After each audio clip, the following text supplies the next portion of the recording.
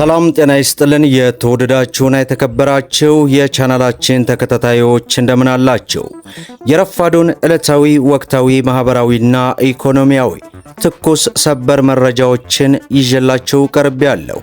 በቅድሚያም ዋና ዋናዎቹን በማስቀደም እንጀምራለን። በቅርቡ በሕዝብ ተወካዮች ምክር ቤት ጸድቆ በመላው ሀገሪቱ ላይ ተግባራዊ የሚደረገውን አዲሱን ረቂቅ አዋጅና አዲሱን መመሪያ በተመለከተ ከነገ ጀምሮ በመላው ሀገሪቱ ላይ ተግባራዊ እንደሚደረግና ይህንን ተግባራዊ ባላደረጉት ላይ ወደ ቅጣት እርምጃ እንደሚገባ ታውቋል። ሙሉ መግለጫውን እናደርሳለን። ከዛሬ ጥር 22 ቀን 2018 ጀምሮ ከጤና ባለሙያዎች ጋር ተያይዞ እጅግ በጣም መልካም የተባለ ዜና ተሰምቷል። በዚህም በዛሬው ዕለት ተጀምሯል። ምንድነው? በዝርዝር እናደርሳለን። በመሰረታዊ ሸቀጥ ላይ የተጋነነ የዋጋ ጭማሪና የኑሮ ውድነትን ለማባባስ ተግተው በሚሰሩ ነጋዴዎች ላይ ከፍተኛ የሆነ ማስጠንቀቂያ ወጥቷል። ይህንንም እናደርሳለን። እንዲሁም የአንበሳ ባንክ ደንበኞችና የአንበሳ ባንክ ላይ አካውንት ከፍታቸው ገንዘብ ያስቀመጣቸው ደንበኞች በሙሉ በዛሬው ዕለት እንግዲህ ባንኩ ለደንበኞቹ ማስጠንቀቂያ አውጥቷል። ምንድነው የሚሉትንና መሰል መረጃዎችን ወደ እናንተ እናደርሳለን። ቪዲዮውን ላይክ እያደረጋችሁ እስከ መጨረሻው አብራችሁን ቆዩ። በቅርቡ በሕዝብ ተወካዮች ምክር ቤት ጸድቆ በመላው ሀገሪቱ ላይ ተግባራዊ የሚደረገውን አዲሱን ረቂቅ አዋጅ አዲሱን መመሪያ በተመለከተ ከነገ ጀምሮ ተግባራዊ እንደሚደረግ ተገለጸ። የአካባቢ ጥበቃ ባለስልጣን ከነገ ጥር 23 ቀን 2018 ጀምሮ ለአንድ ጊዜ ብቻ አገልግሎት የሚውል ፕላስቲክ ከረጢቶችን የሚጠቀሙ የሚያመርቱና ወደ ሀገር ውስጥ የሚያስገቡ አካላትን መቅጣት ሊጀምር መሆኑን አሳወቀ። ለአንድ ጊዜ ብቻ አገልግሎት የሚውሉ የፕላስቲክ ምርቶች ማምረት፣ ወደ ሀገር ውስጥ ማስገባት ወይንም ይዞ መገኘት የሚከለክለው አዋጅ ከሐምሌ 23 ቀን 2017 ጀምሮ የጸደቀ ቢሆንም ባለስልጣኑ የ6 ወራት የሽግግር ጊዜ ወጥቶ መቆየቱን ገልጿል። የኢትዮጵያ አካባቢ ጥበቃ ባለስልጣን የኮሙኒኬሽን ኃላፊና ስራ አስፈጻሚ አቶ ተሾመ ለብስራት ሬዲዮ እንደገለጹት እገዳው ሁሉንም አይነት ፌስታል፣ ጥቁር፣ ነጭ፣ ትናንሽና ትላልቅ እንደሚያጠቃልልና በእጅ ፌስታል ይዞ የተገኘ ከነገ ጀምሮ እንደሚቀጣም ተነግረዋል።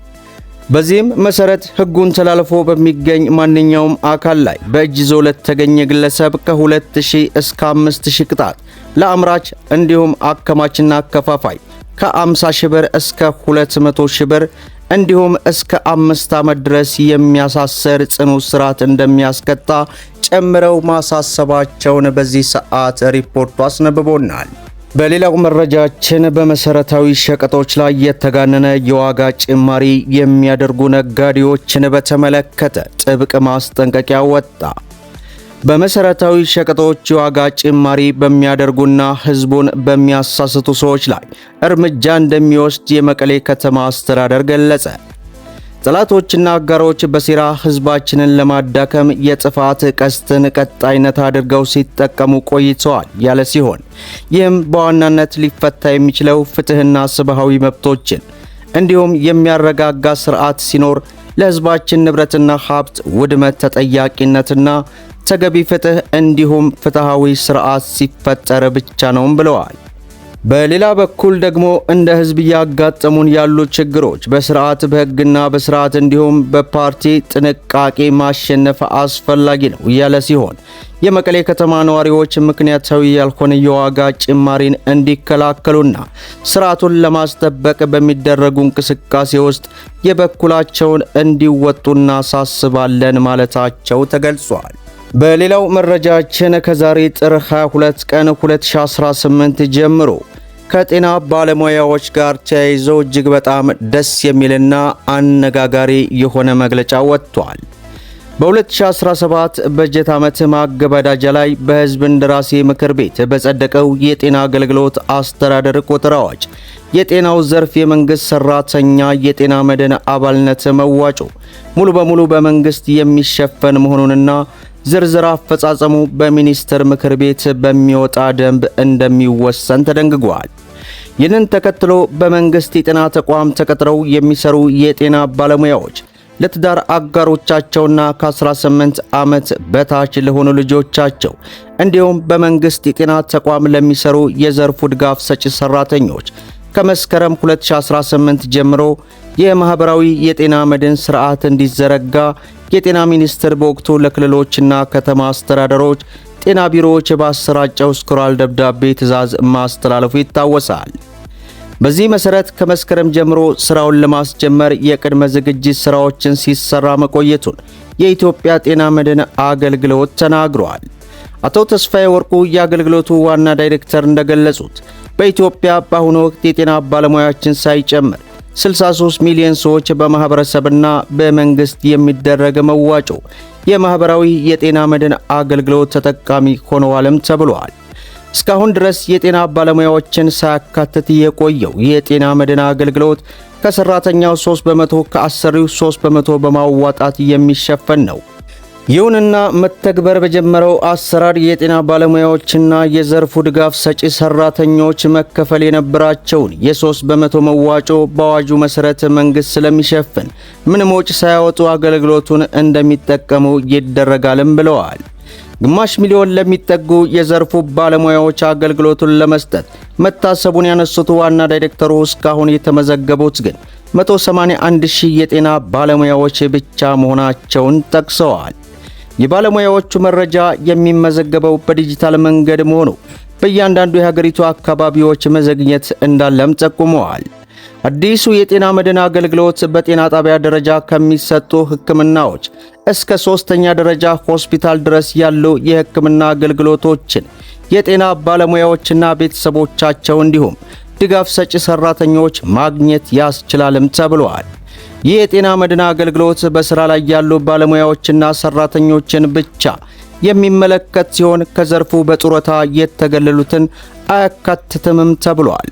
ልጆቻቸውን በተመለከተ አገልግሎቱን የሚያገኙት ከ18 ዓመት በታች የሆኑ ብቻ ናቸው የተባለ ሲሆን በቤት ውስጥ የሚያድጉ ልጆች ካሉ በጉድፈቻ የተወሰዱትን ማስረጃ ማቅረብ አለባቸው መባሉንም ሰምተናል።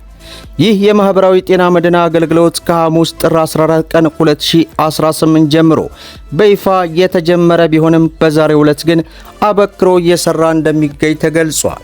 በሌላው መረጃችን የአንበሳ ኢንተርናሽናል ባንክን በተመለከተ አዲስ መረጃ ወጥቷል። ባንኩ ለ18 ዓመታት ሲጠቀምበት የነበረውን መለያ በዛሬው ዕለት ቅየራ ማድረጉን ለመላው ሀገሪቱ ላይ የሚገኙ ደንበኞቹ በሙሉ አሳሰበ። የጭረት ምልክትን ይዞ የመጣው አዲሱ የባንኩ ሎጎ የሁሉም ነገር ጅማሬን የሚያመላክት እንደሆነም ተነግሯል። ላለፉት ዓመታት ሲሰራ የቆየው አንበሳ ኢንተርናሽናል ባንክ አዲስ የብራንድ ማንነት ባንኩ ሙሉ ለሙሉ ወደ ለውጥ እየተሸጋገረ መሆኑን የሚያበስር ያለ ሲሆን እንደ ማሳያዎቹ ለቀጣዩ 3 ዓመታት በኢንዱስትሪው ተወዳዳሪና ተመራጭ ትርጉም ያለው የፋይናንስ አገልግሎት በቴክኖሎጂ ታግዞ አገልግሎቱን ለመስጠት የሚያበቃውን የስትራቴጂ አቅጣጫ የመንደፍን የባንኩ ፕሬዝዳንት አቶ ዳንኤል ተናግረዋል።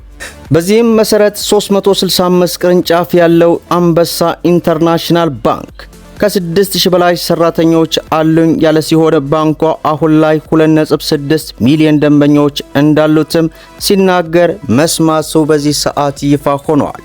መደመጥ ያለባቸው ወሳኝ የሆኑ መረጃዎችን ይመስላሉ። ቪዲዮውን ላይክ ሸር አድርጉት። እስከ ፍጻሜው ድረስ አብራችሁን ስለቆያችሁ ልባዊ ምስጋናችን እየሰጠን በሌላ ቪዲዮ እስከምንገናኝ ወሰላሙ አለይኩም ወራህመቱላህ።